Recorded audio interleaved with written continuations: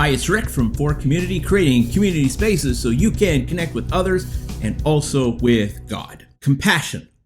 I'm talking about basic kindness, being aware of suffering, being aware of even self-suffering, and wishing to make a difference by your efforts. I think that many of us are aware that compassion is really great for other people, but do we know that compassion is actually very healthy for us? When we act compassionately, we're actually contributing to our own health. I recently started reading a book by Paul Gilbert. The name of the book is The Compassionate Mind, and in it he writes that compassion has far-reaching consequences affecting how our minds organize itself and how we experience ourselves in the world, right out of the book. He gets into some research that shows us how our acts of compassion influences how we see ourselves, which then influences our ability to get through life's difficulties. People who lean into compassionate acts, it creates within them a sense of well-being as they endure their own difficulties. Also, straight out of the book. If you want to know about our two different positive emotion systems, the book also covers that. You know, one of the positive emotion systems, our contentment system, is linked to affection and kindness. Developing compassion and kindness harnesses our capacity for self-soothing compassion. You know, I haven't read all of the book yet, but so far so good. I'm loving the book so far. So if you want to pick it up, it's on sale right now on Amazon. All that to say that compassion isn't just for others. Compassion is also for you.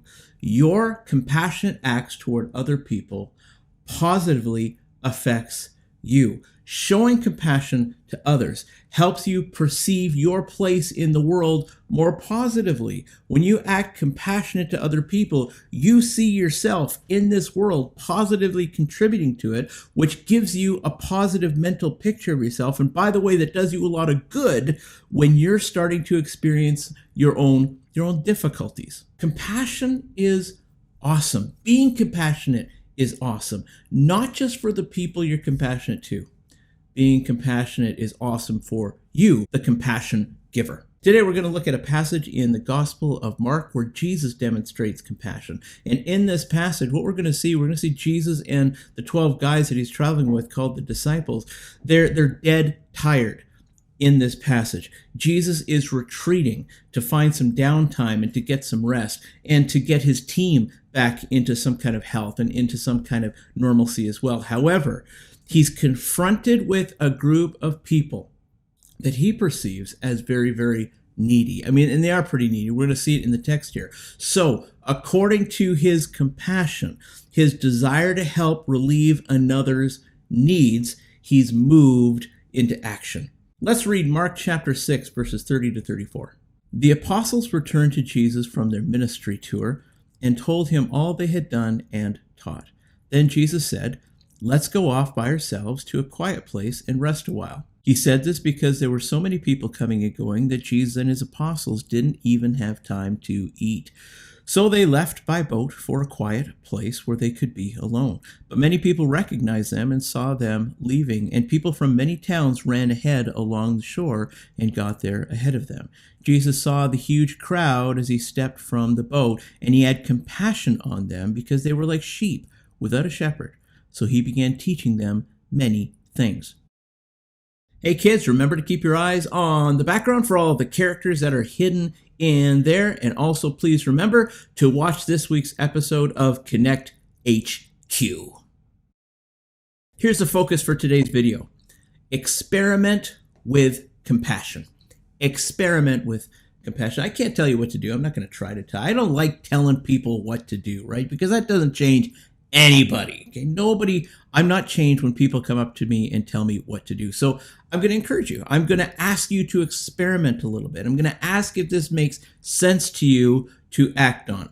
Okay, so here's what I'd like to do. I'd like to be real about the kinds of people that we have all around us. You know, the kinds of people that will push our buttons, the kinds of people that act to us very grumpily, and it makes us kind of grumpy as well. I want us to be real about the kinds of people that we're surrounded with. And then I want to look at an example of how Jesus responds with compassion and see if your response of compassion might change your surrounding and maybe make your life a little better. I'm going to ask you to experiment with compassion a little bit, because I think that if what I'm seeing in the text and if what I'm seeing in the research, I think that if you and I were to demonstrate a little bit more compassion, I think that our lives are going to be better. Not just the lives of the people around us that we're demonstrating compassion to, but I think that as we demonstrate compassion and are motivated by compassion, I think that we benefit from our acts of compassion and our lives get a little better too. I got 3 points to explore here about compassion, and I just want to be real. Let's just start with this first point here. People are draining.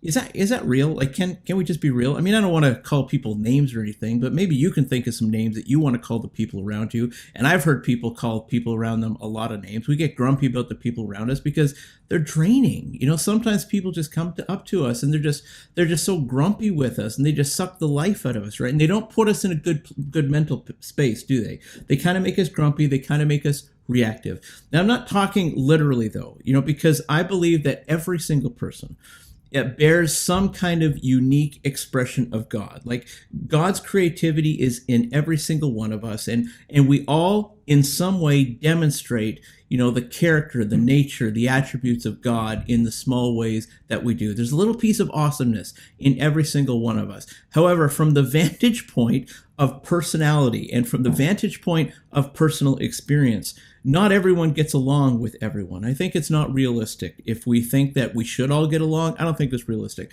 Some people just feel like a total drain on us. And I get that. And I think probably you do too. You probably need a break from people from time to time.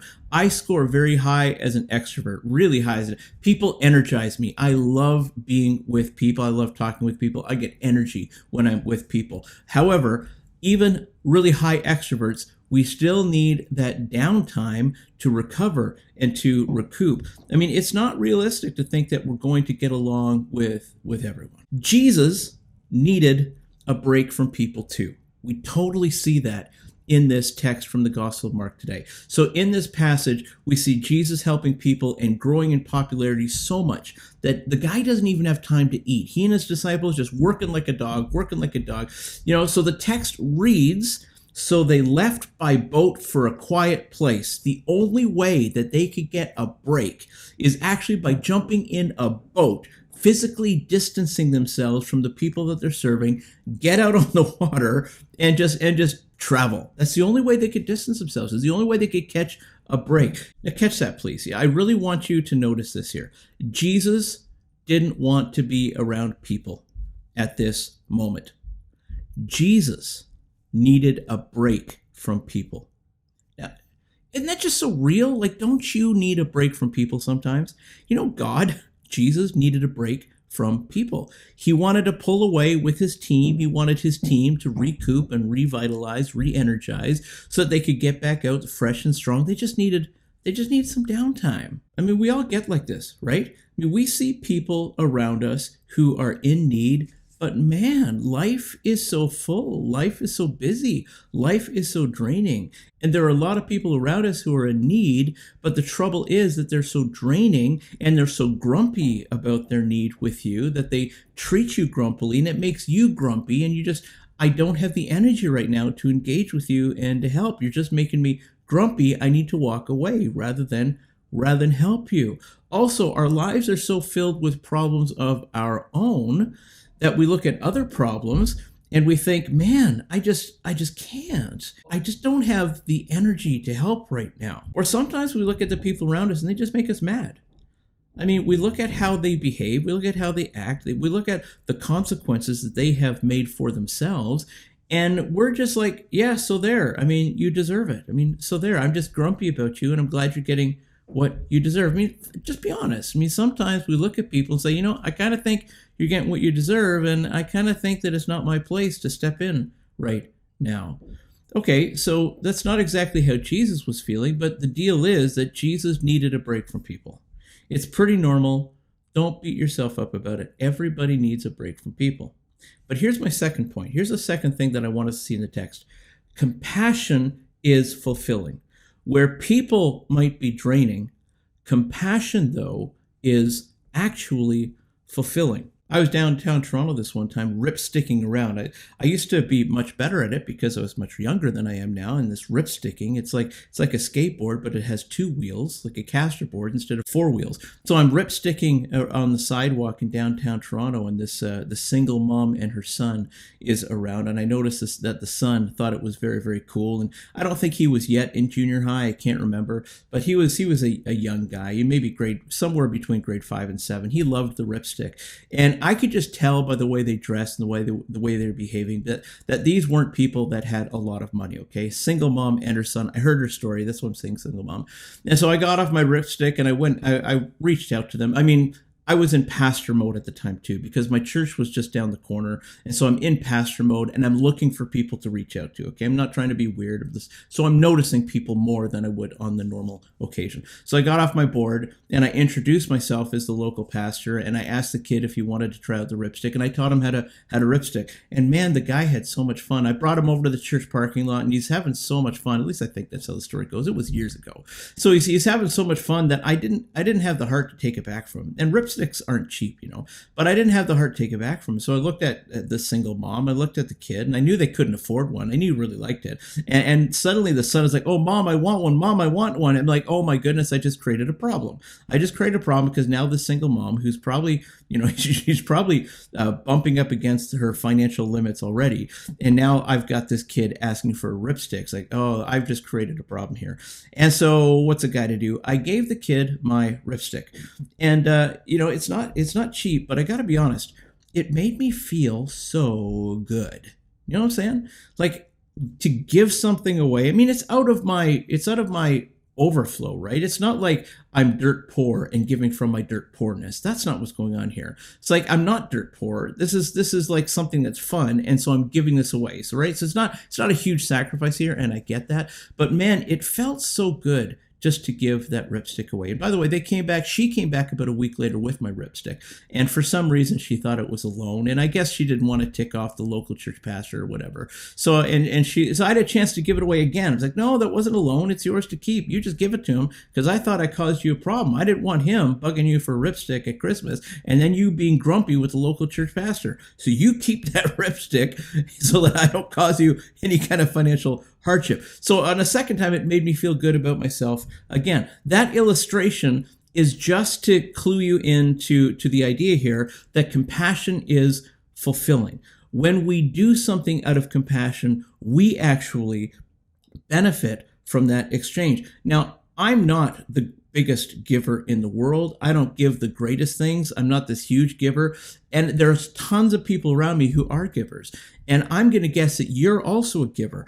I know that you have stories, your own, about how you've reached out to people and how you've given things to people. And I just want you to reflect on one of those stories about your time, your experience, and think about how good you felt after you acted with compassion. Compassion doesn't only benefit the people in need around us that we're contributing to. Compassion also benefits us. And I want to talk about our mental health and our well-being and how we navigate problems right here and right now based on the compassion that we act out in. When Jesus finished crossing over in the boat, he needs some downtime with his disciples. What he saw before him was a group of people who were so needy that they raced to, they just ran, and they didn't stop. They ran all the way to where he was boating to. Now, Jesus is having an okay time in the boat, and they're running and they're sweating and they're dog tired. They get to the landing where Jesus is coming out,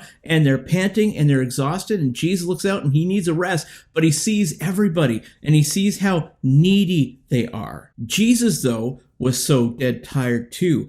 And Jesus just wanted to take a break. He wanted to go find some kind of man cave. And he wanted to chill with his friends, with his disciples, with the apostles that they're called in the text here, depending on your translation, I guess. He just wanted to recoup. And he's surrounded by people who all need him. And the text reads, he had compassion on them. Okay, this is a really, really big deal. And I'm so glad he chose compassion, right? I mean, just practically speaking, as a follower of Jesus, I'm very glad he chose compassion. He chose personal sacrifice for the well-being of you and I, and that's totally awesome. I benefit because Jesus extended compassion to me. You benefit because Jesus extended compassion. You and I are being invited into this really wonderful friendship with God because of Jesus' compassion. His compassion totally makes my life better. But this isn't about others. This is all about you. The people around you may be ticking you off, making you angry, making you grumpy. Having compassion on them will absolutely help them, but it will also absolutely help you too. And I'm going to tell you why. I want you to notice how the crowds react to Jesus. They're coming in hot. Jesus is dead tired. He shows them compassion. Notice what the crowd does in response to Jesus. The text reads, he began teaching them many things. First of all, Jesus' act of compassion allows him to gain influence over them. They give him a special place in their heart, and they allow him to speak into them. They allow him to somehow influence them to make a change in their life. They bring him in and they respect him and they receive him as a friend. They're not grumpy with him. They're not angry with him. They're very appreciative towards him. Think about it. If he didn't act in compassion toward the crowd, that would be a very different crowd. That would be a group of grumpy people. That would almost be a mob or a gang. But because Jesus responded in compassion with them, what happened is the nature of the crowd changes, and they all are very appreciative of Jesus. And Jesus then is like a hero to them, and he is a hero. And Jesus then is able to influence them to, for him, it's to come closer to a relationship with God. If you're bothered by the people around you, being grumpy with them or arguing with them or ignoring them, it doesn't get you what you want. Showing them compassion, that's going to get you what you want. Because if you show them compassion, they'll open their hearts to you. They'll befriend you. They'll allow you to influence them. It's not their grumpy deeds meets you and then you respond with grumpy actions and deeds. It's not at all. Their grumpy deeds, you look at that and you say, man, they've got some kind of deficit. They've got some kind of need in them. And you recognize some kind of hole or vacuum in them. And then you respond with compassion instead. And what's going to happen is their attitude towards you is going to change. And instead of them being grumpy with you, they're going to befriend you, they're going to respect you, and they're going to begin to listen to you in a way that they wouldn't have before. Compassion actually helps you gain influence over people because we're now talking about a friendship that's developing because of the compassion. Also, out of the text now, and speaking from the research that you're going to see in that book, if you read the book, according to the research, which is fairly new, before this moment, it's the Bible teaching the merits of compassion. Just recently, though, we began to do research in the merits and benefits of compassion. And so there's new studies that have just come out telling us how beneficial acting in compassion actually is. And if you read the book, you're going to see some of that research. When we begin to move forward because we're driven by compassion, the compassion itself rejuvenates part of us. The compassion that we act out of in itself does some greatness to our mental health. And I'm going to leave that for you in the book because I haven't read the whole book yet. There's some really great research that the book is on that you're really going to want to read. So that leads me to my third point here. Compassion is the plan. Okay, we need to experiment with this a little bit because if you're looking to be more healthy, if you're looking to navigate storms, difficulties in your life a little bit better, then compassion needs to be part of our plan. We need to experiment this. I'm inviting you, I'm asking you, experiment with compassion a little bit more. Okay, now first I want to talk to only the Jesus followers. Okay, if you're not a follower of Jesus, you fast forward, whatever, it's going to be like 20 seconds. This is part, if you're a follower of Jesus, compassion is part of the plan for you. Agency is being a communicator and demonstrator of how awesome Jesus is and the awesome system that he's got going here that's called the kingdom of God. The motivation behind our agency isn't deficiency, isn't deficit. We're not stepping out as kingdom agents because we owe this to God or we need to appease God's lust for conversions. That's not what's going on here. The motivation behind agency is compassion. The motivation behind Jesus' own agency is compassion. Motivated by compassion, we seek out crowds of people who will accept us as we are and who will appreciate the kind of agency we're able to demonstrate based on our own personalities. Compassion is the motivation. When you consider the kinds of people that you fit in best with, consider their weaknesses, consider what they lack, consider their need of love, consider the need of friendship, consider their need of second chances. We all need second chances, and you can give somebody a second chance, and that alone would be absolutely wonderful. That would be a miracle to somebody. With that consideration in mind, wander to yourself. What can you do to meet the deficit in them? And just experiment with compassion and give this a try. Okay, now for everyone, even for those who are not following Jesus, responding to grumpy people with grumpiness only will make us grumpy and leave us depleted.